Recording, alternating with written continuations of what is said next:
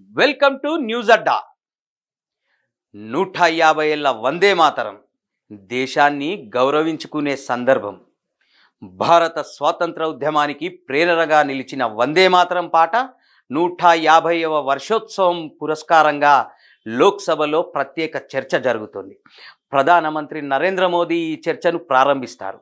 దేశ ఐక్యత కోసం ఈ పాట పోషించిన పాత్రను ప్రస్తావించనున్నారు. రక్షణ మంత్రి రాజ్నాథ్ సింగ్, కాంగ్రెస్ నేతలు ప్రియాంక గాంధీ, గౌరవ్ గొగోయ్ తదితరులు చర్చల్లో పాల్గొంటారు.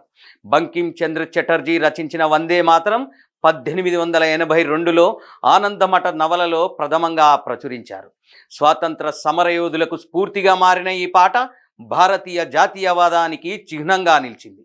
ప్రధానమంత్రి మోదీ దేశ సాహస మంత్రంగా చెబుతూ ఉంటారు. చర్చలో ఇదే హైలైట్ చేసే అవకాశము ఉంది. అయితే ఈ పాట అంశంపై రాజకీయ పార్టీల మధ్య ఏకాభిప్రాయం లేదు. 1937లో పాటలో మొదటి 2 భాగాలు మాత్రమే స్వీకరించడం వల్ల దేశ విభజనకు మార్గం వేసినట్లు బీజేపీ నాయకులు కాంగ్రెస్పై ఆరోపణలు చేస్తూ వస్తున్నారు. ప్రధానమంత్రి మోదీ ఈ విషయాన్ని చాలాసార్లు ప్రస్తావించారు. దేశ విభజనకు మానసికంగా సిద్ధం చేయడానికి ఇలా చేశారని కాంగ్రెస్పై ఆరోపణలు చేస్తూ ఉంటారు. ఈ విషయాలన్నీ మోదీ పార్లమెంట్లో ప్రస్తావించే అవకాశము ఉంది. 1937 కాంగ్రెస్ సమావేశంలో వందే మాతరంపై తీవ్ర వివాదాలు తలెత్తాయి. ముస్లిం లీగ్ దీన్ని హిందూ పాటగా వర్గీకరించి వ్యతిరేకించింది. ఫలితంగా మొదటి 2 భాగాలు మాత్రమే జాతీయ గీతంగా తీసుకున్నారు. బీజేపీ ఈ నిర్ణయం దేశ విభజనకు దోహదపడిందని వాదిస్తుంటే కాంగ్రెస్ ఐక్యతా భావాన్ని కాపాడిన చర్యగా చెప్పుకుంటోంది.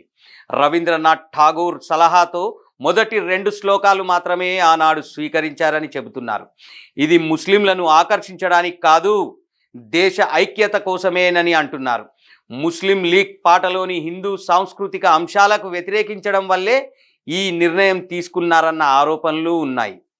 సుభాష్ చంద్రబోస్ వంటి నాయకులు పూర్తి పాటకు మద్దతు ఇచ్చినా పాక్షికంగా కాంగ్రెస్ ప్రచారంలోకి తీసుకువచ్చింది. ఇప్పుడు 150 ఏళ్ళు అవుతున్న సందర్భంగా ఆ పాటను గౌరవించుకోవడం మంచిదే.